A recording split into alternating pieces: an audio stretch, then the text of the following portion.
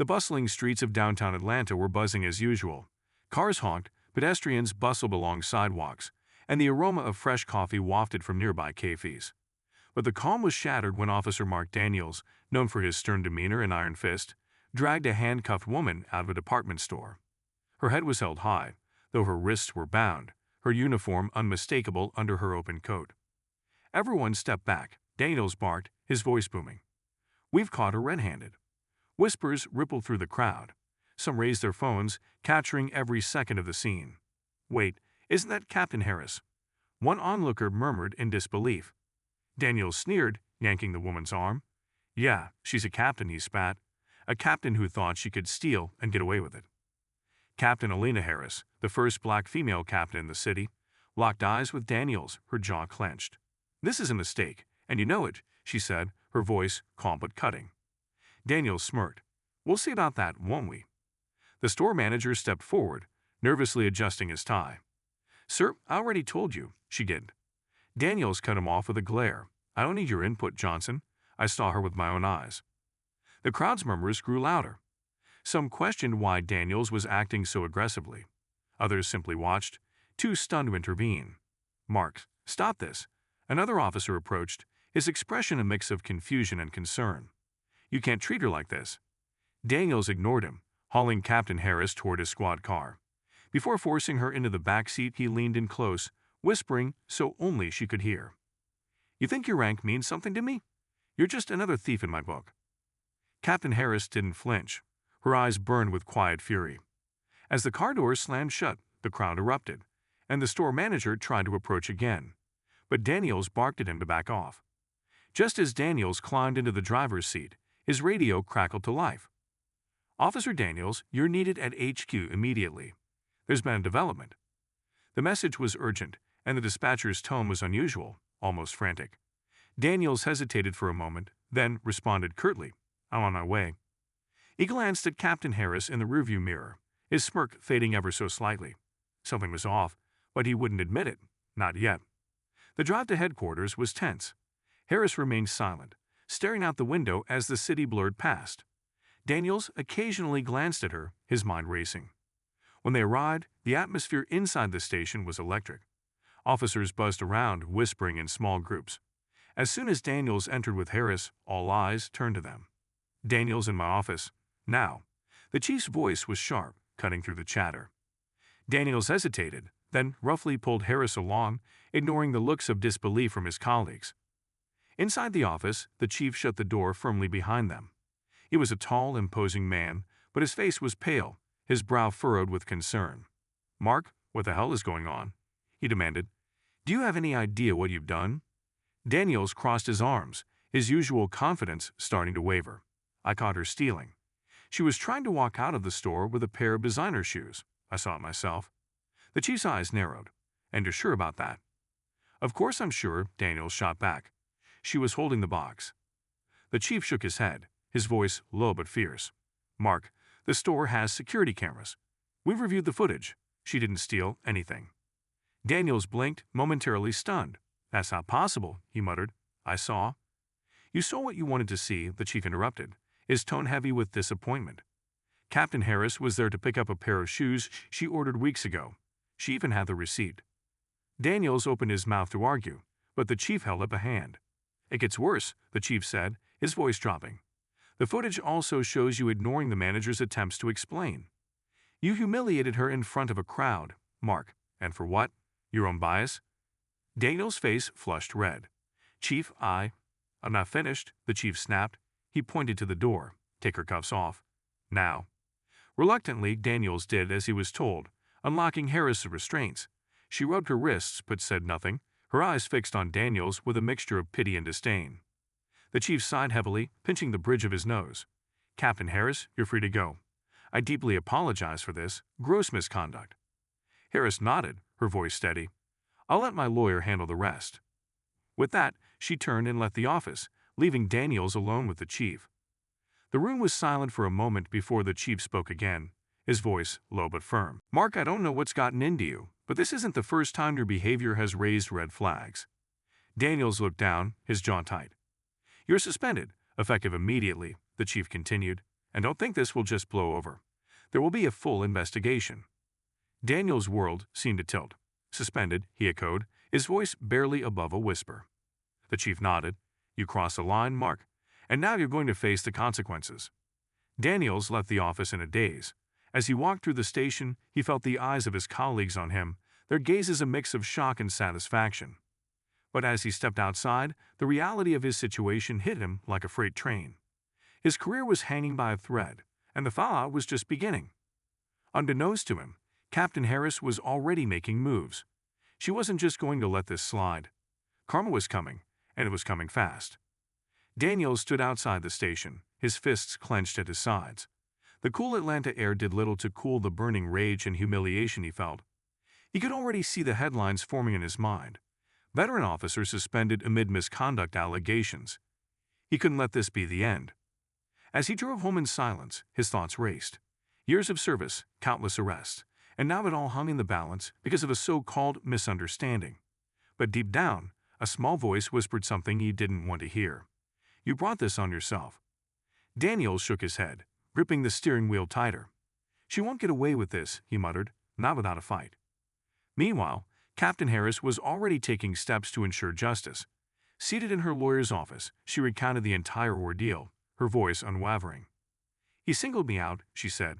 There was no reason for him to think I was stealing. None. Her lawyer, a sharp-eyed woman named Gloria Simmons, nodded as she took notes. This isn't just a case of wrongful arrest, Gloria said. It's racial profiling, pure and simple. And we're going to hold him accountable. Harris leaned back in her chair, exhaling slowly. She had dealt with her fair share of challenges in the force, but this was different. This was personal. Over the next few days, the story spread like wildfire. Local news stations picked up the incident, and soon it was all over social media. The hashtag Justice for Harris began trending, with thousands calling for Daniels to be fired. Daniels watched the coverage with growing dread. His face was plastered on every screen, accompanied by damning headlines and fiery commentary. The public was demanding answers, and the department was scrambling to do damage control. At home, Daniel's phone buzzed incessantly. Some calls were from old friends offering support, but most were from reporters hungry for a statement. He ignored them all, his frustration mounting. One evening, as he sat in his dimly lit living room, nursing a glass of whiskey, his wife, Sarah, approached him cautiously. Mark, she said softly, sitting down beside him. Maybe it's time to step back and reflect. This isn't just going to go away. Daniel sighed, running a hand through his hair. I know I messed up, he admitted, but they're blowing this out of proportion. Sarah frowned. Are they? Or is this finally catching up to you? Her words stung, but Daniels didn't respond. Instead, he stared into his glass, lost in thought. The next day, things took an unexpected turn. As Daniels drove to the department to collect some personal items, he noticed a group of protesters gathered outside. They held signs with messages like End Racial Profiling and Accountability Now. Daniels tried to slip past unnoticed, but someone spotted him. There he is, a voice shouted. The crowd surged toward his car, their chants growing louder. No justice, no peace. Daniel's heart pounded as he quickly parked and hurried inside. The atmosphere in the station was tense. His colleagues avoided eye contact, and the usual buzz of activity was replaced by hushed whispers.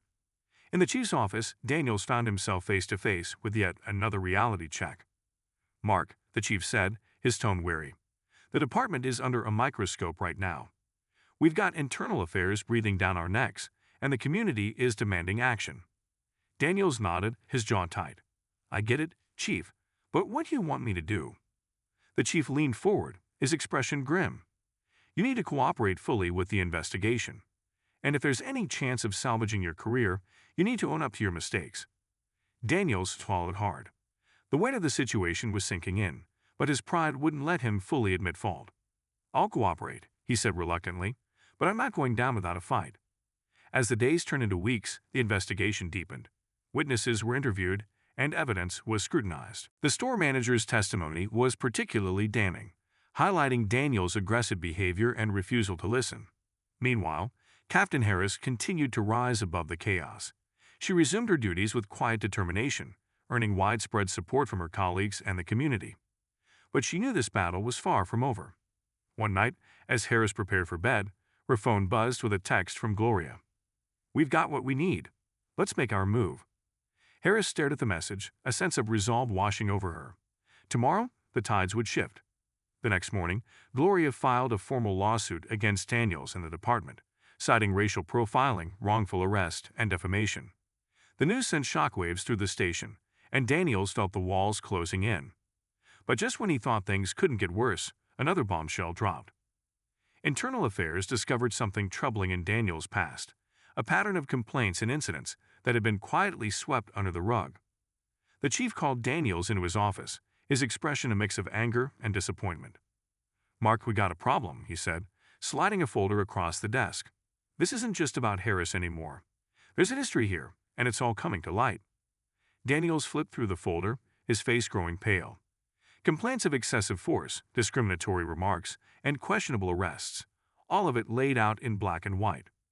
"You're not just facing suspension," the chief continued. "You're looking at possible termination, and depending on how this lawsuit plays out, it could get even worse." Daniels felt his stomach drop. His career, his reputation, everything he had worked for, it was slipping through his fingers. As he left the office, his mind raced. How had it come to this? And more importantly, how could he fix it? But as he stepped outside, another reality awaited him. The protesters had grown in number, their chants echoing through the streets. And in the midst of the crowd, holding a sign that read "Justice for All," stood Captain Harris. Their eyes met, and in that moment, Daniels knew this was far from over. Daniels froze, his gaze locked with Captain Harris. The crowd's chants grew louder, a steady drumbeat of demands for justice. For a moment, time seemed to slow. The weight of their shared history, their opposing positions, and the storm that had erupted between them hung in the air like heavy fog. Harris held her sign firmly, her expression unreadable. She didn't look triumphant or vengeful, just resolute. Daniels, on the other hand, felt exposed. His grip on his career, his authority, and even his identity was slipping, and he knew it. "Hey, Daniels, any comment?" A reporter's voice cut through the noise, snapping him back to reality. Cameras swiveled toward him, their lenses like unblinking eyes. Daniels clenched his jaw and pushed past the crowd, ignoring the barrage of questions. His pulse pounded in his ears as he reached his car and slammed the door shut. But even in the sanctuary of his vehicle, the chants continued, muffled but relentless. As he drove away, his mind raced. Every turn of the steering wheel felt heavier, every traffic light longer. The weight of the situation was suffocating, and for the first time, he began to question everything he had believed about himself. Once home, Daniels sank into his recliner, staring blankly at the TV. The evening news blared from the screen, replaying footage of the protest outside the station. His name was mentioned repeatedly, each time like a punch to the gut. He barely noticed when Sarah walked in, her face etched with concern. She stood in the doorway for a moment, watching her husband, once so confident, now a shadow of his former self. "Mark," she said softly, breaking the silence, "you need to face this head-on. Pretending it'll blow over isn't going to work." Daniel sighed, running a hand through his hair. "I know," he muttered. "But what am I supposed to do? Apologize? Admit I'm a racist?" He scoffed. "That's career suicide." Sarah crossed her arms, her voice firm. "You need to own your mistakes, Mark. This isn't just about your career. It's about doing what's right." Daniels didn't respond. Instead, he stared at the screen, where Harris was being interviewed. Her calm, measured words cut through his defensive thoughts. "I'm not seeking revenge," she said. "I'm seeking accountability. This isn't just about me. It's about ensuring no one else has to go through what I did." Daniels felt a pang of something he hadn't allowed himself to feel before: guilt. The next day, Daniels received a call from his union representative, informing him that a formal hearing had been scheduled. It was his chance to defend himself, to tell his side of the story. But as the hearing approached, Daniels found himself grappling with an unfamiliar sense of vulnerability. He had always prided himself on being tough, unshakable. Now, he felt like a man standing on the edge of a crumbling cliff. On the date of the hearing, Daniels walked into the conference room, his heart pounding. The room was filled with familiar faces, fellow officers, department heads, and internal affairs investigators. At the far end of the table sat Captain Harris, her lawyer by her side. The proceedings began, each side presenting their case. Harris's lawyer was methodical, laying out the facts with precision. The footage, the testimonies, the pattern of behavior, it all painted a damning picture. When it was Daniels' turn to speak, he stood, his palms sweating. He had rehearsed his statement a dozen times, but now, under the weight of so many eyes, the words fell hollow. "I've served this department for over 15 years, he began, his voice steady but strained. "I've made mistakes, but I've always tried to uphold the law to the best of my ability." He paused, glancing at Harris, whose expression remained neutral. "What happened that day? I acted on instinct. I thought I was doing my job, but I see now that I let my biases cloud my judgment." There was a murmur in the room. Some faces softened, others remained skeptical. "I'm not a racist," Daniels continued, his voice faltering slightly. "But I understand why my actions might suggest otherwise, and for that, I'm deeply sorry." The silence that followed was deafening. The panel exchanged glances, their expressions unreadable. After what felt like an eternity, the chief spoke. "Thank you, Officer Daniels. We'll deliberate and notify you of our decision." As Daniels left the room, he felt a mix of relief and dread. He had said his piece, but whether it would make a difference remained to be seen. Meanwhile, Harris and her lawyer walked out with quiet confidence. Gloria turned to her client. "That was a good start," she said. "But this fight isn't over yet." Harris nodded. She knew the road to justice was long, but she was ready to see it through. Later that evening, Daniels received a call from the chief. The decision had been made. "Mark, you're officially on unpaid suspension until further notice," the chief said. "Depending on the outcome of the lawsuit, your position in the department will be reevaluated." Daniels closed his eyes, the weight of the words sinking in. "Understood," he said quietly. But just as he hung up, another call came in, this time from a blocked number. Hesitant, he answered. "Officer Daniels," a deep voice said, "we need to talk. I have information that could change everything." Daniels' heart skipped a beat. "Who is this?" he demanded. The voice chuckled. "Let's just say I know things about Captain Harris that you might find interesting." Daniels' grip on the phone tightened. "What are you talking about?" The line went dead, leaving Daniels with more questions than answers. Who was the mysterious caller? And what secrets did they claim to know about Harris? Daniels didn't know it yet, but he was about to uncover a twist that would turn everything on its head. Daniels stared at his phone, the dial tone still echoing in his ear. His gut twisted with a mixture of confusion and curiosity. Who was that caller, and what could they possibly know about Harris? Despite his suspension, Daniels' instincts as a cop kicked in. This could be a setup, or it could be the break he needed to salvage his career. After a restless night, Daniels decided to investigate. He couldn't reach out to the department, not while under scrutiny, but he still had contacts who owed him favors. He started with one of his oldest informants, a tech-savvy guy named Ray who specialized in tracking down information. "Ray, I need your help," Daniels said, keeping his voice low as he sat in a corner booth at a rundown diner. Ray leaned back, sipping his coffee. "You're in hot water, man. Everyone's talking about it," he said with a smirk. "What's the deal?" Daniels scowled. "I don't have time for gossip. Someone called me last night, block number, said they had dirt on Captain Harris. I need to know who it was and if there's any truth to what they're claiming." Ray raised an eyebrow.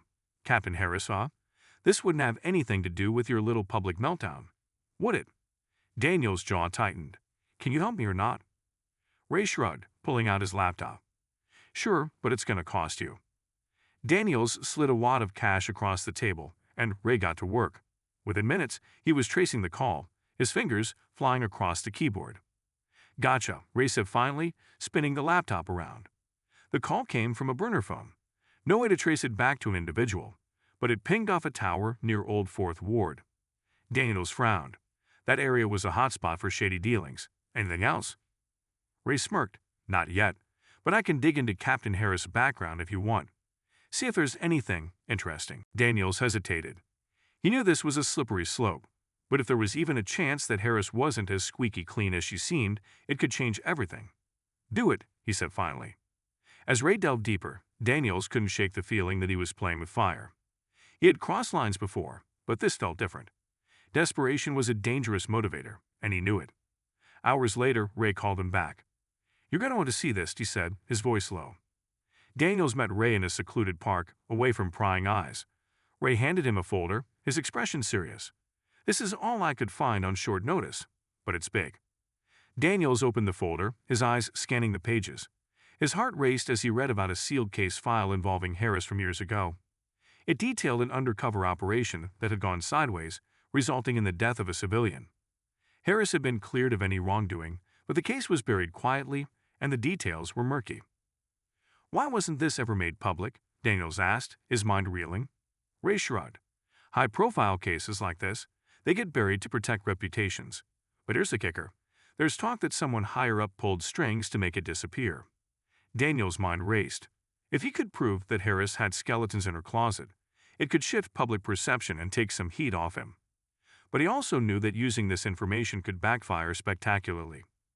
That night, Daniels sat in his car, parked outside his old precinct. He watched as officers came and went, his thoughts a whirlwind. Could he really stoop this low? Just as he was about to drive away, his phone buzzed again. This time, it was a text from a block number. "Meet me at the old warehouse on Pine Street. Midnight. Come alone."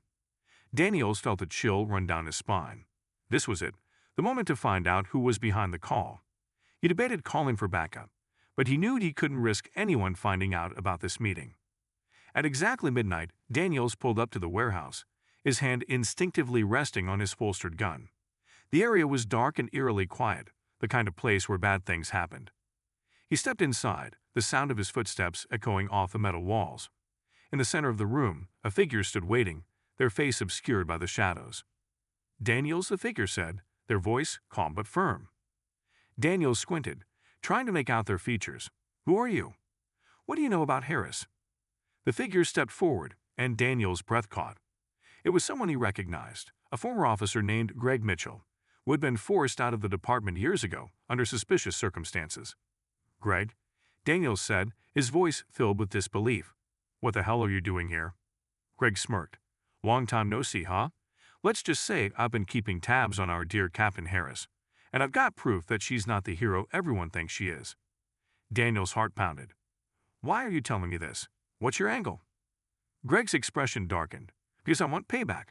She ruined my career, and now it's her turn to fall." He pulled a USB drive from his pocket and held it out to Daniels. "Everything you need is on here. Use it wisely." Daniels hesitated, his hand hovering over the drive.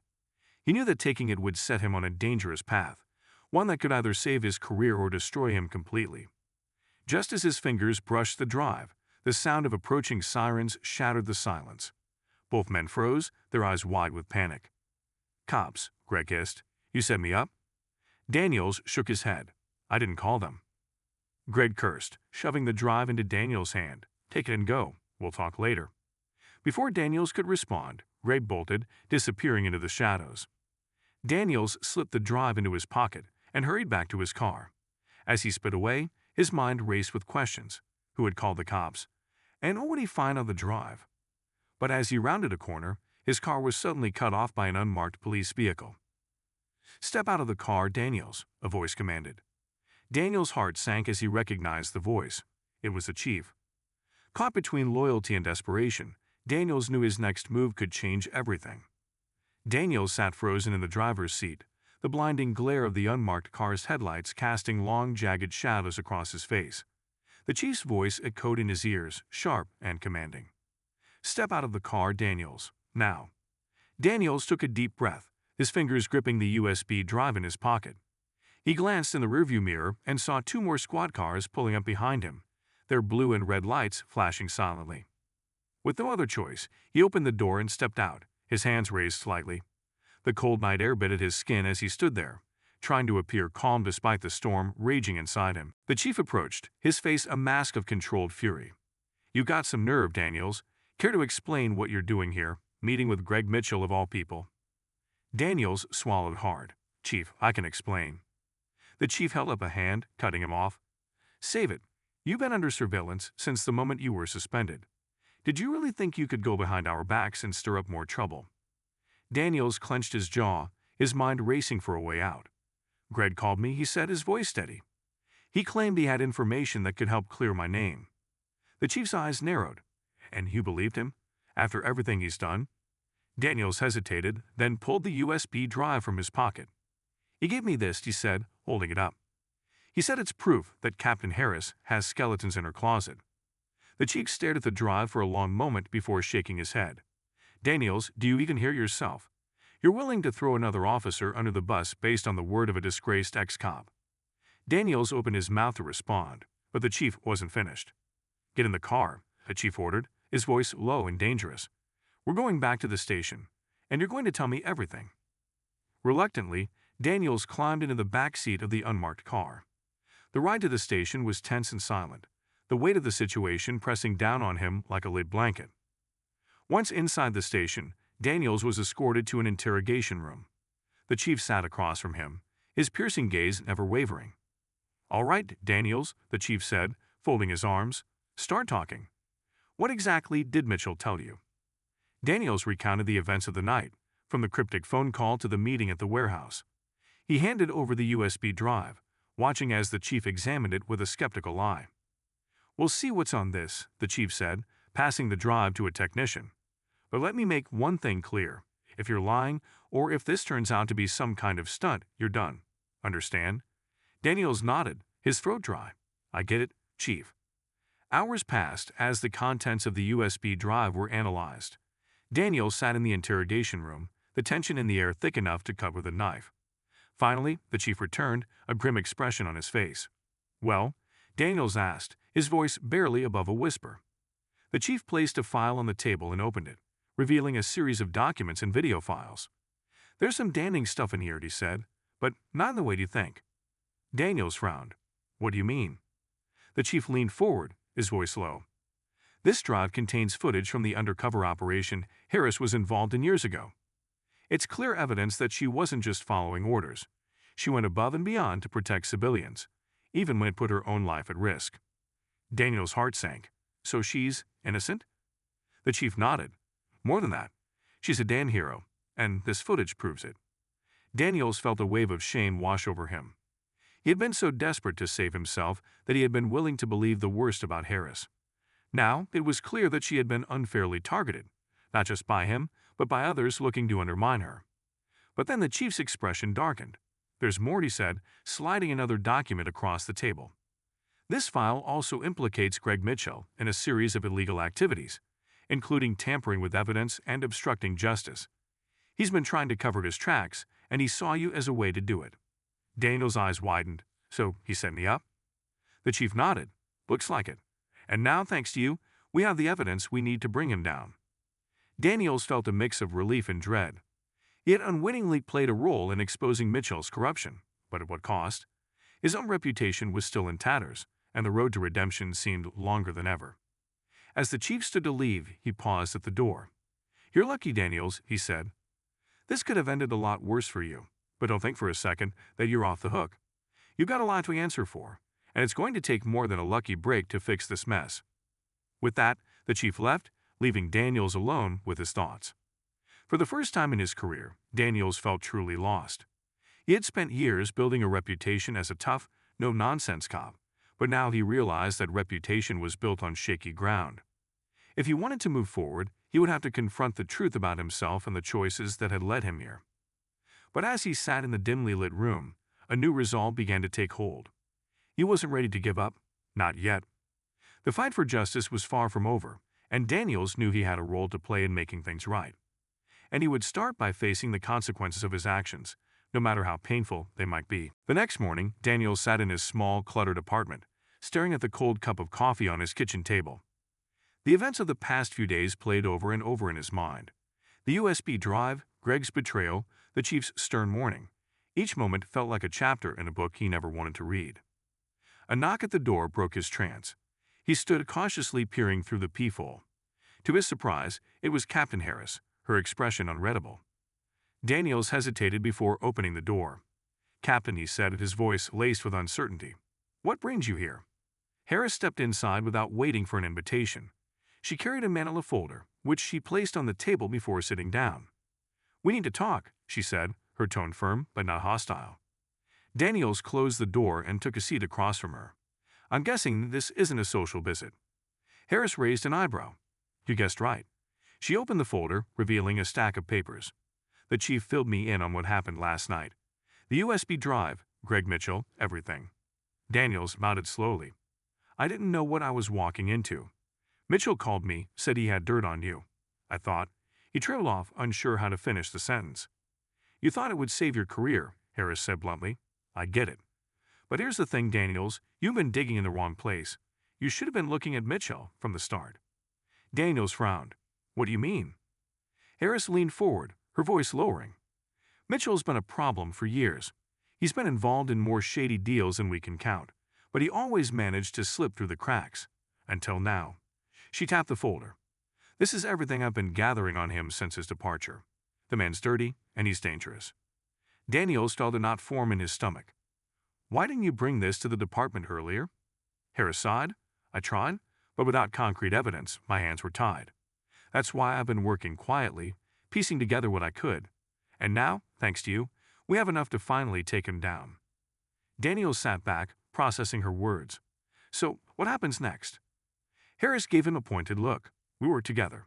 If we're going to bring Mitchell to justice, we'll need to be on the same page. Daniels blinked, surprised. You want my help? After everything that's happened? Harris nodded. You've made mistakes, Daniels, big ones. But you also stumbled onto something important. Like it or not, we're in this together now. Daniels hesitated, then nodded. All right. Where do we start? Harris pulled out a map of the city, marking several locations. Mitchell operates out of a few key spots. Warehouses, safe houses, you name it. We're going to hit them one by one, gather more evidence, and shut him down for good. Daniels studied the map, a sense of purpose returning to him. And what about the department?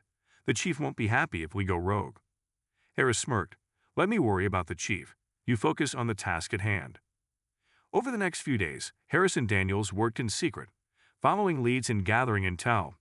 They staked out Mitchell's known hangouts, documenting suspicious activity and quietly alerting trusted officers to assist when necessary. It wasn't long before they found themselves standing outside one of Mitchell's primary warehouses. The building was old and weathered, its windows boarded up and its perimeter guarded by menacing figures. This is it, Harris said, checking her weapon. Our best shot at nailing him. Daniels nodded, his adrenaline surging. Let's do this. They moved carefully, slipping through the shadows and avoiding detection.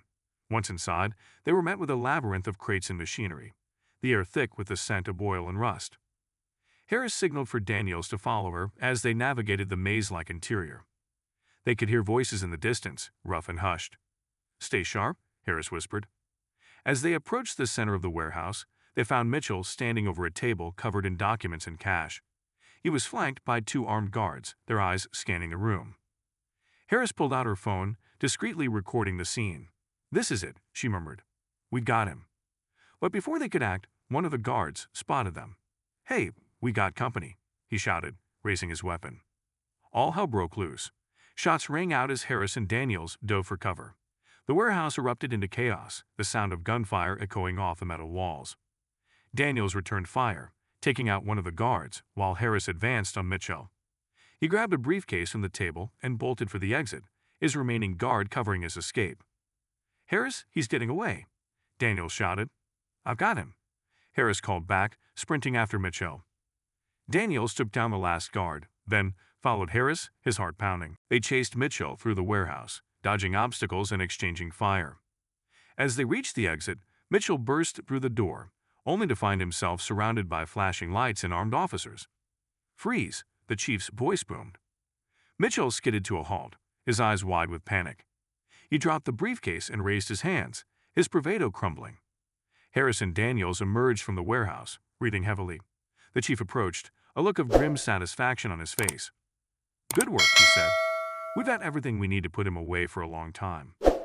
Mitchell was cuffed and escorted to a waiting squad car, his head hung low.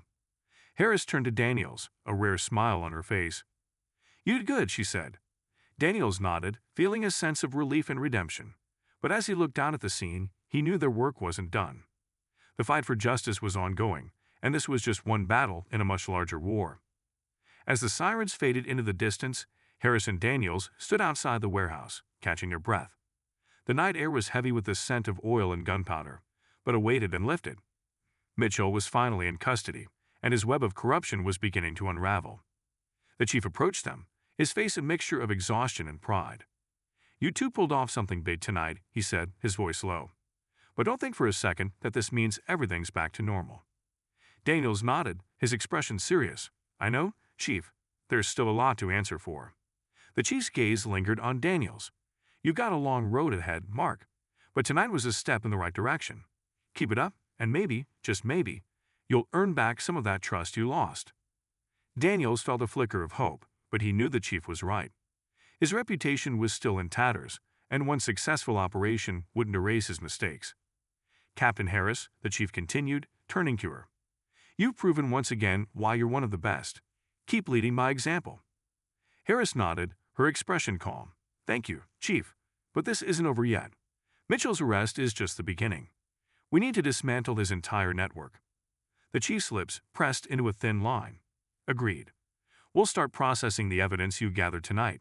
Expect a briefing in the morning. With that, the chief walked away, leaving Harris and Daniels alone in the dimly lit lot. You heading home? Harris asked, her tone lighter now. Daniels sighed. Yeah, I could use some sleep. Harris gave him a small nod. Get some rest. We got a lot to tackle tomorrow. As Daniels drove home, the adrenaline began to wear off, leaving him drained. But despite his exhaustion, his mind wouldn't stop racing. The events of the night had reignited something within him, a sense of purpose he hadn't felt in years. When he finally collapsed into bed, he dreamed of his early days on the force, back when he believed in justice without bias or shortcuts. The next morning, Daniels arrived at the precinct earlier than usual. The atmosphere was tense but focused. Officers moved with purpose, reviewing files and prepping for what was shaping up to be one of the biggest crackdowns in recent history. In the briefing room, Harris stood at the front, detailing their next steps. Mitchell's arrest was a major victory, but his operation runs deep, she said, pointing to a map on the screen. We've identified several key players who've been helping him launder money and move contraband. Our goal is to bring them all in. Daniels listened intently, taking in every detail. For the first time in weeks, he felt like he belonged again. As the briefing wrapped up, Harris approached him.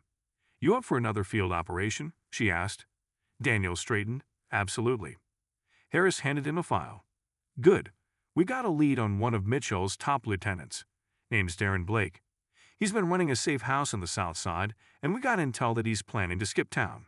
We need to move fast. Daniels flipped through the file, his jaw tightening. Let's get him. A few hours later, Daniels and Harris found themselves parked outside a dilapidated house in a quiet neighborhood. They watched as people came and went, their movements suspiciously coordinated. Blake's in there, Harris said, her eyes fixed on the house. We wait for backup, then we move in. Daniels nodded, but something about the scene felt off. He scanned the area, his instincts tingling. Harris, he said quietly, I don't like this. Feels too quiet. Harris frowned but didn't dismiss his concern. Stay sharp, she said, her hand resting on her holster. Moments later, their backup arrived. A team of heavily armed officers ready to breach the house. Harris and Daniels led the charge, their adrenaline pumping as they moved swiftly and silently. Inside the house was a maze of rooms filled with contraband, stacks of cash, illegal firearms, and crates of stolen goods. But as they cleared each room, it became clear that Blake wasn't there. Damn it, Harris muttered. He must have slipped out. Suddenly, a loud crash came from the back of the house. Daniels and Harris exchanged a glance before rushing toward the noise. They found a hidden door leading to a basement, its entrance cleverly concealed behind a bookshelf. They descended the narrow stairs cautiously, their flashlights cutting through the darkness. The basement was a stark contrast to the rest of the house, clean, organized, and equipped with high-tech surveillance equipment. At the far end of the room, Blake stood, frantically typing on a laptop. When he saw them, he reached for a gun on the table. Don't even think about it, Harris shouted, her weapon trained on him. Blake hesitated, his eyes darting between Harris and Daniels. Then, in a desperate move, he grabbed the laptop and bolted toward a side exit. Daniels gave chase, his heart pounding. Stop, he yelled, but Blake didn't slow down. The chase spilled out into the alley behind the house, where Blake nearly collided with a parked car. Just as Daniels was about to tackle them, Blake slipped, the laptop flying from his hands and smashing onto the pavement. Harris caught up, her gun still drawn. You're done, Blake, she said coldly. Blake raised his hands in surrender, his chest heaving. You don't know what you're messing with, he spat. Mitchell's just the tip of the iceberg. Daniels hauled him to his feet, his grip firm. Then you better start talking, he said. As Blake was cuffed and led away, Harris knelt to inspect the shattered laptop. She picked up the pieces, her eyes narrowing as she examined the damaged hard drive. This might still be salvageable, she said. If we can recover the data, it could lead us to the rest of Mitchell's network. Daniels nodded, a grim determination settling over him. The deeper they dug, the more dangerous the game became. But they were committed now, and there was no turning back. As they headed back to the precinct, Blake's parting words echoed in Daniel's mind. Mitchell's just the tip of the iceberg. He had a sinking feeling that the worst was yet to come. The precinct hummed with controlled chaos as Harris and Daniels returned Blake in custody. Officers moved swiftly, logging evidence and updating case files. The atmosphere was tense. Everyone knew they were on the cusp of dismantling a criminal empire. But the deeper they dug, the murkier the waters became. Daniels walked Blake to the interrogation room, his grip firm on the man's arm. Blake wore a smug expression despite his arrest, his confidence unnerving. "You've got no idea what you're up against," Blake muttered as Daniels pushed him into a chair. "You think Mitchell's bad? He's nothing compared to the people really pulling the strings." Daniels leaned in, his voice slow and cold. "Then start talking. Who's behind it?" Blake chuckled, shaking his head. "You think I'm going to give up names that easy? I'm not suicidal." Before Daniels could respond, Harris entered, carrying the broken pieces of Blake's laptop. She set them on the table, her eyes locked on Blake. "You're smart enough to know that whatever's on this drive will lead us to the rest of your crew," she said. "Cooperate now, and maybe we can work something out." Blake's smirk faltered for a moment, but he quickly recovered. "Good luck with that," he said. "Even if you recover the data, you'll only find dead ends. These guys don't leave trails." Harris nodded, unfazed. "We'll see about that." She motioned for Daniels to follow her out of the room. In the hallway, Harris handed the damaged drive to a tech specialist. "Get me whatever you can from this," she instructed. "Every file, every fragment. I want it all." The specialist nodded and hurried off. Harris turned to Daniels, her expression grim. "Blake's scared," she said. "Whoever he's protecting, they're bigger than Mitchell." Daniels frowned. "If we don't get to them first, they'll clean house." Blake's right. These guys won't leave anything behind. Harris crossed her arms, deep in thought. "Then we need to move faster. Let's start with what we do know." The two of them spent the next several hours poring over case files, cross-referencing names and locations tied to Mitchell's operation. Patterns began to emerge, connections to offshore accounts, shell companies, and supply chains that spanned multiple states. As the pieces fell into place, a clearer picture of the organization began to form. But it wasn't just a criminal enterprise. It was a network of influence deeply embedded in the city's infrastructure. By evening, the tech specialist returned with an update. "I've managed to recover a few files from the drive," he said, handing Harris a USB stick. "It's not much, but it's a start." Harris plugged the drive into her laptop, and the two officers leaned in as a series of documents and encrypted messages filled the screen. One file stood out, a list of names, each followed by a series of dates and dollar amounts. "Looks like payments," Daniels said, his eyes scanning the document. "But for what?" Harris clicked on another file, this one containing surveillance photos of various high-profile figures meeting with Mitchell. "Bribery, maybe, or blackmail," she said. Daniels pointed to a familiar face in one of the photos. "That's Councilman Reed," he said. "He's been on the city's anti-crime task force for years." Harris' expression darkened. "If Reed's involved, this goes higher than we thought." Just then, the chief entered the room, his face lined with worry. "We've got a problem," he said, closing the door behind him. "What's going on?" Harris asked. The chief sighed, running a hand through his hair. "Word spread about Blake's arrest. Our sources are reporting that some of Mitchell's associates are already on the move. They're shutting down operations, disappearing off the grid." Daniels cursed under his breath. "We're losing them." The chief nodded. "We need to act fast. We've got warrants ready for several locations, but we'll only get one shot at this." Harris stood, her resolve hardening. "Then we hit them all at once. No warning, no chance to run." The chief handed her a list of targets. "You'll lead the operation. Daniels, you're with her." As the team mobilized, the tension was palpable. This was the largest coordinated raid the precinct had ever undertaken, and failure wasn't an option. Night fell as the officers converged on their targets. Harris and Daniels led the charge on a heavily fortified warehouse on the outskirts of the city, suspected to be a major hub for the operation. The raid was swift and precise. Officers stormed the building, securing evidence and detaining suspects. Harris and Daniels pushed deeper into the warehouse, searching for anything that could lead them to the higher-ups. In a hidden office, they found what they were looking for, a safe filled with documents, cash, and a laptop.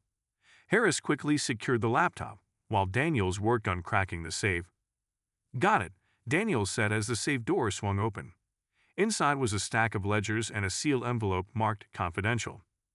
Harris grabbed the envelope, her hands steady despite the adrenaline surging through her veins. She opened it, revealing a set of documents that made her blood run cold. "Daniels," she said, her voice tight, "you need to see this." Daniels leaned over, his eyes widening as he read the contents. The documents detailed a series of payouts to various officials, including law enforcement officers. Among the names was someone they never expected to see, the chief. "This can't be right," Daniels said, his voice barely above a whisper. Harris' jaw clenched. "It's right," she said, "and it changes everything." The sound of approaching footsteps snapped them out of their shock. Harris quickly stuffed the documents back into the envelope and secured it. "We need to get this back to the precinct," she said, "but we can't trust anyone, not until we know how deep this goes." Daniels nodded, his mind racing. They had uncovered a conspiracy that reached into the very heart of their department, and now they were racing against time to bring the truth to light before it could be buried forever. The drive back to the precinct was tense. Harris kept glancing at the sealed envelope on her lap, its contents like a ticking time bomb. Daniels gripped the wheel, his knuckles white. Neither of them spoke, but the unspoken weight of their discovery hung heavy in the air. "Do you trust the chief?" Daniels finally asked, breaking the silence. Harris sighed, her eyes fixed on the passing streetlights. "I used to. But if these documents are real," she trailed off, her voice tinged with disappointment. Daniels nodded grimly. "Then he's been playing both sides." When they arrived at the precinct, Harris didn't head straight for the chief's office. Instead, she led Daniels to a secure evidence room, locking the door behind them. "We can't risk this falling into the wrong hands," she said, placing the envelope and laptop on the table. "We need to verify everything before we make a move." Daniels pulled out his phone. "What about internal affairs? If the chief's involved, we'll need them." Harris shook her head. "Not yet. We don't know how far this goes. For all we know, Aya could be compromised too." Daniels frowned. "So what's the plan?" Harris opened the laptop, her fingers flying across the keyboard as she bypassed the login screen. "We start by decrypting these files. If we can trace the money flow, we'll know exactly who's involved and how deep this runs." Hours passed as they combed through the data. The ledgers detailed a complex web of transactions, linking Mitchell's operation to several high-ranking officials. Each name was like a dagger, cutting deeper into the foundation of trust they had built their careers on. But the most damning evidence was a series of emails between Mitchell and the chief. The messages were cryptic but clear in their intent. Mitchell provided financial support in exchange for protection and insider information. Daniels leaned back, rubbing his temples. "This is worse than I thought," he muttered. Harris nodded, her expression grim. "We got enough to take this to the Attorney General. But if we do, it'll blow the whole department wide open." Before Daniels could respond, there was a knock at the door. Both officers froze, exchanging a tense glance. "Who is it?" Harris called, her hand instinctively moving to her weapon. "It's Officer Brooks," a voice replied. "The chief's looking for you too. He said it's urgent." Harris hesitated, then unlocked the door. Brooks stepped in, his face serious. "The chief knows you got something," Brooks said quietly. "He's calling an emergency meeting, and he wants you both there." Daniels narrowed his eyes. "Did he say why?" Brooks shook his head. "Just said it's about the Mitchell case, but he didn't look happy."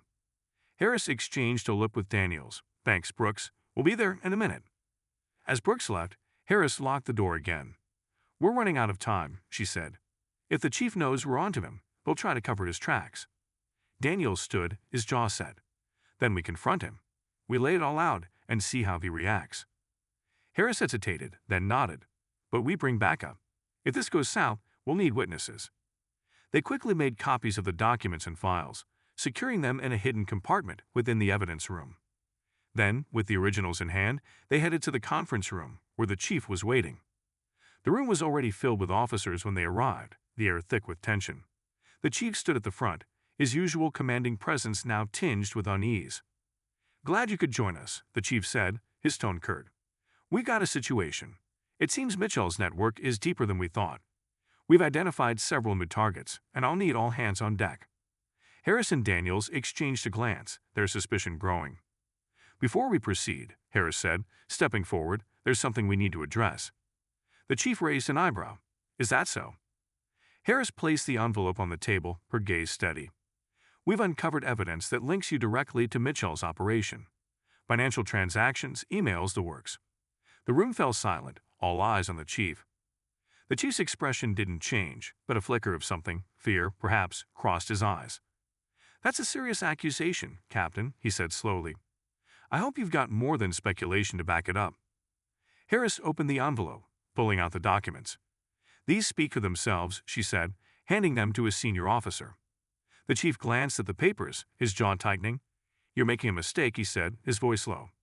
You have no idea what you're getting into. Daniels stepped forward, his voice firm. We know enough, and we're not stopping until everyone involved is held accountable. The chief's eyes narrowed, and for a moment, the room seemed to hold its breath. Then, with a calmness that sent a chill down Daniel's spine, the chief said, You're playing a dangerous game. Before anyone could respond, the door burst open, and 2 internal affairs officers entered. Chief Larson, one of them, said, You're under investigation for corruption and conspiracy. Please come with us. The room erupted in chaos as officers murmured and exchanged shocked glances. The chief didn't resist as he was cuffed, but his eyes never left Harris and Daniels. This isn't over, he said quietly as he was led away. Harris watched him go, her expression unreadable. She knew he was right. They had won this battle, but the war was far from over. Daniels exhaled, the weight of the moment settling over him. We did it, he said, almost in disbelief. Harris nodded, for now, but there's still a lot of work to do. As the room began to clear, Harris and Daniels returned to the evidence room, determined to follow every lead and bring the entire network to justice. But deep down, they both knew that the fight was only just beginning. The next morning, the precinct buzzed with a mixture of shock and determination. The arrest of Chief Larson had sent shockwaves through the department, and the fallout was just beginning. Officers whispered in corners, trying to process the betrayal of a man they had trusted for years. Daniels walked into the break room, where a few officers were gathered around the TV, watching a news report on Larson's arrest. His face was plastered on the screen, the headline reading, Police Chief Accused of Corruption in Major Crime Syndicate Bust. Unbelievable, one officer muttered. The chief of all people. Another shook his head. Makes you wonder who else might be involved. Daniels grabbed a cup of coffee, ignoring the side glances from his colleagues. He knew some of them still didn't trust him, and he couldn't blame them. His own mistakes had put him under the microscope, and earning back their respect would take time. As he left the break room, he bumped into Harris, who was reviewing a stack of case files. Morning, she said, her tone brisk. We've got more work to do. Daniels nodded, falling into step beside her. What's next? Harris handed him a file.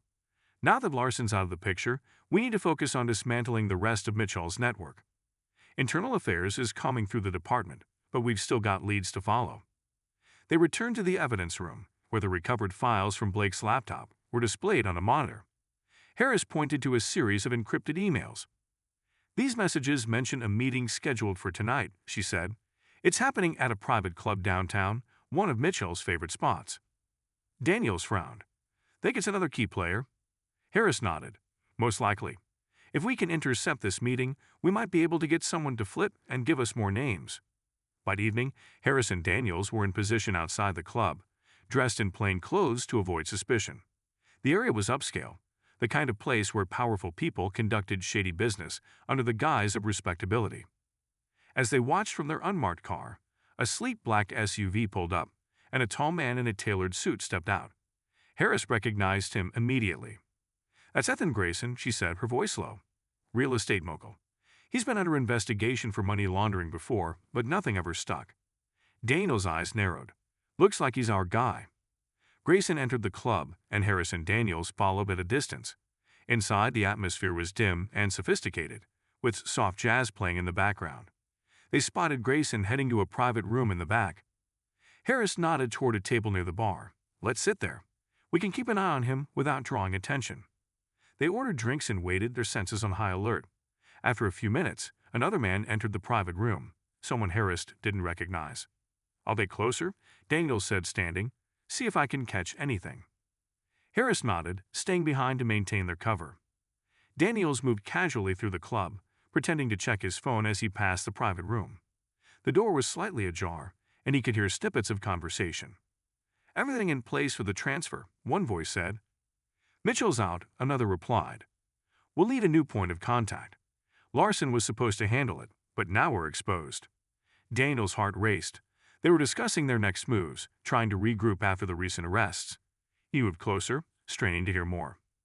Suddenly, the door opened, and Grayson stepped out, nearly bumping into Daniels. Can I help you? Grayson asked, his tone suspicious. Daniels quickly recovered, holding up his phone. Story man, just looking for the restroom. Grayson eyed him for a moment, then pointed down the hall. It's that way. Thanks, Daniels said, walking away casually. He returned to the table where Harris was waiting, her expression tense. Grayson made me, he said quietly, but they're definitely planning something big. Mentioned a transfer and needing a new contact since Larson's out. Harris nodded. We'll need to act fast. Let's get out of here before they get suspicious. They left the club and returned to the precinct, where they'd briefed the team on what they had heard. We need to intercept this transfer, Harris said. It could be our chance to shut down the operation for good. The next few hours were a whirlwind of preparation. Warrants were secured, and a task force was assembled. By the time the transfer location was identified, an abandoned warehouse on the outskirts of the city, everyone was ready to move. As they arrived at the warehouse, Harris and Daniels led the team in a coordinated raid. The air was thick with tension as they breached the building, weapons drawn. Inside, they found Grayson and his associates in the middle of a transaction, crates of cash and illicit goods spread out before them. Atlanta PD, hands in the air, Harris shouted. Chaos erupted as suspects tried to flee, but the officers were quick, rounding up everyone within minutes. Grayson was cuffed, his confident demeanor replaced with panic. You'll regret this, he snarled as he was led away. You don't know who you're messing with. Harris and Daniels exchanged a look. They had heard those words before, and they knew Grayson wasn't bluffing. As the team secured the scene, Daniels noticed a locked briefcase sitting on one of the crates. He opened it carefully, revealing more documents and a burner phone. Harris picked up the phone, scrolling through the messages. Her expression darkened. What is it? Daniels asked. Harris handed him the phone. It's a direct line to someone higher up, someone we haven't identified yet. Daniel's stomach dropped as he read the messages. Whoever was behind this, they were still out there, and they were watching. We've taken out Mitchell and Larson, Harris said quietly, but the real puppet master is still pulling the strings. Daniels nodded, the weight of their discovery sinking in. The fight wasn't over. Not yet. And the enemy they were up against was more dangerous than they ever imagined. The precinct was quiet that night, the kind of quiet that only followed a major operation. Harris and Daniels sat in the evidence room, the dim light casting long shadows over the piles of documents and confiscated devices spread before them. The burner phone recovered from the warehouse lay between them, its screen dark but foreboding. Daniels broke the silence. Whoever this is, he said, gesturing to the phone, they're careful. They've stayed in the shadows while everyone else took the heat. Harris nodded, her eyes fixed on the screen. Which means they've been watching, pulling strings but never stepping into the spotlight, until now. She tapped the phone, bringing it to life. The last message, received just hours before the raid. Read. Is the transfer secure? No room for mistakes. Daniels frowned. They were expecting everything to go smoothly. They'll know something's wrong when Grayson doesn't report back. Harris leaned back, deep in thought. Then we use that to our advantage. Daniels raised an eyebrow. You're thinking we respond? Harris nodded slowly. Exactly. We bait them. If they think the operation's still active, they'll reach out to whoever they trust next. We can trace the call and figure out who's behind this. Daniels hesitated. It's risky. They'll smell a setup if we're not careful. Harris met his gaze. It's a risk we have to take. We're running out of leads, and this might be our only chance to catch them before they disappear completely. After a moment, Daniels nodded. Let's do it. They worked quickly, crafting a response that was vague enough to avoid suspicion, but convincing enough to keep the target engaged. Harris typed out the message. Transfer delayed. Security concerns. We'll update soon. With a deep breath, she hit send. The message delivered, and they waited. Minutes passed in tense silence, each second stretching longer than the last. Then the phone buzzed, signaling a new message. Understood. Meet at the usual place, midnight. Daniels leaned forward, his heart pounding. They're taking the bait. Harris immediately called the tech team. We need a trace on this number, she said, and prep a team for surveillance. We're meeting them tonight. The techs moved swiftly, running a number through every database available. Within minutes, they had a location, an upscale hotel downtown, known for its discretion and high-profile clientele. This just got interesting, Daniels said, scanning the location details. Whoever we're dealing with isn't some low-level operator.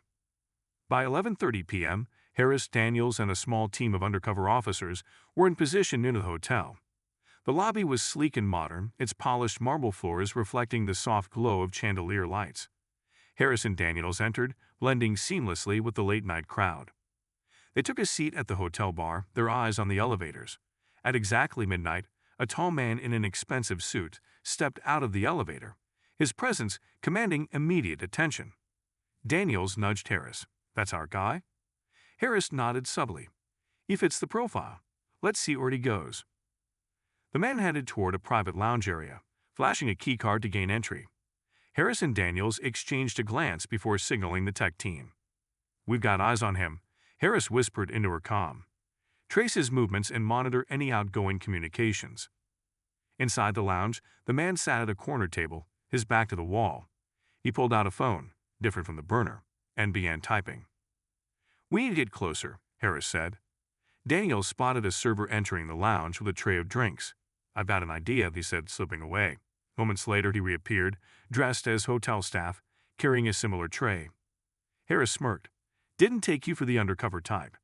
Daniels shrugged. "Desperate times." He entered the lounge, moving smoothly between tables. As he approached the man, he adjusted his tray, allowing a small device under his sleeve to scan the man's phone. "Your drink, sir," Daniels said, placing a glass on the table. The man barely acknowledged him, too focused on his phone. Daniels walked away, his pulse steady, and returned to Harris. "Got it," he said, sliding the device into her hand. Harris connected it to a portable monitor, watching as the man's recent messages appeared on the screen. One stood out, confirming transfer location. Stand by for further instructions. Harris' eyes narrowed. "He's coordinating something big. We need to move now." She alerted the team, and within minutes, they had the man in custody. His calm demeanor didn't falter as they escorted him to a secure interrogation room. Once inside, Harris and Daniels faced him across the table. "We know you're connected to Mitchell's network," Harris began, "and we know you've been pulling the strings since Larson went down. It's over." The man smiled faintly. "You think arresting me will stop this? You're playing checkers in a game of chess." Daniels leaned in. "Then why don't you enlighten us? Who's really behind this operation?" The man's smile widened. "You'll never find them. They're too smart, too powerful. And while you waste time chasing shadows, the real plan is already in motion." Harris slammed a folder onto the table, spilling its contents: photos, financial records, and transcripts of encrypted communications. "We've got enough evidence to put you away for life," she said coldly. "But you can help yourself by talking. Give us a name." The man leaned back, his expression unchanging. "You're too late." Before Harris or Daniels could respond, the door burst open, and an officer rushed in, his face pale. "Captain Harris, you need to see this," he said, holding out a tablet. Harris took it, her eyes widening as she read the urgent alert. A coordinated cyber attack was targeting critical city infrastructure, power grids, financial systems, and emergency services. "It's happening now," the officer said, his voice tense, "and it's tied to this operation." Daniels turned to the man, his voice sharp. "How do we stop it?" The man's smile finally faded, replaced by a cold, calculating stare. "You don't," he said simply. Harris and Daniels exchanged a grim look. The stakes had just been raised, and time was running out. The fight wasn't just about taking down a criminal network anymore. It was about saving the city. The air in the precinct was electric with urgency. Officers scrambled to respond to the unfolding crisis as Harris and Daniels raced to the operations room, the man they had just arrested, whose name they now knew as Victor Lanning, sitting smugly in the interrogation room under heavy guard. Screens around the room displayed live feeds of the attack. Power outages rolled across sections of the city, traffic lights blinked erratically, and emergency services were paralyzed by system failures. Financial institutions reported massive withdrawals and unauthorized transfers. "This is a full-scale attack," Daniels said, his voice low. Harris nodded, her face set in a determined scowl. "We need to act fast." The precinct's tech specialist, Lisa, rushed up to them, her hands full of equipment. "Captain, we've isolated the source of the cyber attacks to a server farm just outside the city. It's a high-security facility, but the connections are unmistakable. Harris scanned the data. How much time do we have before the damage becomes irreversible? Lisa hesitated. If we can shut them down within the next hour, we can minimize the fallout. But every minute counts. Daniels leaned closer. What's the plan? A full breach? Harris shook her head. No, we can't afford to spook them. If they sense we're coming, they'll destroy everything and disappear. We need to move quietly. The Chief of Internal Affairs, now temporarily in command after Larson's arrest, approached. I'm authorizing an elite team for this operation, he said. Harris, Daniels, you're leading it. Take whoever you need. Within minutes, a strike team was assembled. Harris and Daniels suited up, their faces grim as they reviewed the layout of the server farm. It was heavily guarded, with layers of security designed to keep intruders out and secrets in. We'll go in through the south entrance, Harris instructed. Lisa will guide us remotely, disabling security as we move. Our goal is to secure the main server room and retrieve any data before they can wipe it. The team moved swiftly, their convoy cutting through the darkened streets of the city. The tension was palpable as they approached the facility, its imposing structure looming against the night sky. At the south gate, Lisa's voice crackled through their earpieces. I'm in. Disabling the perimeter sensors now, you're clear to proceed. Harris signaled the team forward. They moved silently, their weapons at the ready, scanning every corner for potential threats. Inside, the facility was eerily quiet, the hum of servers the only sound. They navigated through a maze of corridors, guided by Lisa's precise instructions. Main server room is ahead, Lisa said. 2 guards stationed outside. Daniels and another officer took point, neutralizing the guards with swift precision. Harris led the team into the server room, where rows of machines blinked with activity. We're in, Harris reported. Lisa, we need those servers now. Lisa worked quickly from her station at the precinct, bypassing the facility's internal firewalls. I'm downloading the data, she said. Give me 2 minutes. Suddenly, an alarm blared, and the room was flooded with red light. They detected us, Harris said, her voice sharp. Lisa, how much longer? 60 seconds, Lisa replied, her fingers flying over the keyboard. Hold them off. The team took defensive positions as security personnel stormed the server room. Gunfire erupted, the sharp cracks echoing off the walls. Harris and Daniels worked in tandem, covering each other as they held the line. 30 seconds, Lisa called. Daniels ducked behind a server rack, returning fire. We're cutting it close. Almost there, Lisa said, her voice tense. And got it. I've secured the data. Harris nodded. Time to move. Daniels, cover our exit. The team fought their way back through the facility, the enemy pressing hard. But they moved with precision and discipline, finally breaking free into the night. Once outside, they regrouped at the convoy, catching their breath as the facility's alarms blared in the distance. Lisa, confirm the data, Harris said as they sped away. Lisa's voice came through clear. I've got everything. Transaction logs, communications, and the names of everyone involved. It's worse than we thought. This network spans multiple cities, and they've got people in high places. Daniels exhaled slowly, but we got them now. Back at the precinct, the data was analyzed and compiled into a comprehensive report. The scale of the operation was staggering, implicating politicians, corporate executives, and even officials in other law enforcement agencies. Internal Affairs launched immediate arrests, using the evidence to dismantle the network piece by piece. News of the takedown spread quickly, sparking a citywide reckoning. Harris and Daniels stood in the operations room, watching as their team worked tirelessly to close the case. We did it, Daniels said quietly. It's over. Harris shook her head. Not yet. There's still cleanup, and we need to ensure this kind of corruption doesn't take root again. Daniels nodded, one step at a time. As the night wore on, the city began to stabilize. Power was restored, financial systems were secured, and emergency services were back online. The worst of the crisis had been averted, thanks to the relentless efforts of Harris, Daniels, and their team. But as they walked out of the precinct, the first light of dawn breaking over the horizon, they knew that vigilance was key. The fight for justice never truly ended, and they were ready for whatever came next. For now, though, they allowed themselves a moment of quiet victory, knowing they had faced the darkness and emerged stronger together. In the weeks following the operation, the city underwent a transformation. The criminal network, once deeply entrenched in its infrastructure, had been dismantled piece by piece. High-profile arrests made headlines daily, as corrupt officials and executives were hauled into courtrooms. Public confidence in the police force, though shaken, began to rebuild as transparency and justice took center stage. Victor Lanning, the man who had smugly orchestrated the cyber attack, now faced a litany of charges, including conspiracy, fraud, and terrorism. The evidence Harris and Daniels had gathered left no room for doubt. During his trial, his arrogance evaporated as witnesses and hard data painted a damning picture of his crimes. He was sentenced to life without parole in a maximum security prison, his empire reduced to ashes. Former Chief Larson, once a respected figure, was convicted on multiple counts of corruption and obstruction of justice. His fall from grace was swift and brutal. The judge, citing his betrayal of public trust, handed down a lengthy sentence. Larson's attempts to shift blame and seek leniency were met with scorn, and he would spend the next several decades behind bars. Mitchell and Ethan Grayson, the network's financial masterminds, were also dealt heavy blows. Both men received lengthy sentences after pleading guilty to money laundering, racketeering, and other crimes. Grayson's vast real estate empire was seized by the government, with proceeds funneled back into the community to fund public projects and aid programs for those affected by the network's operations.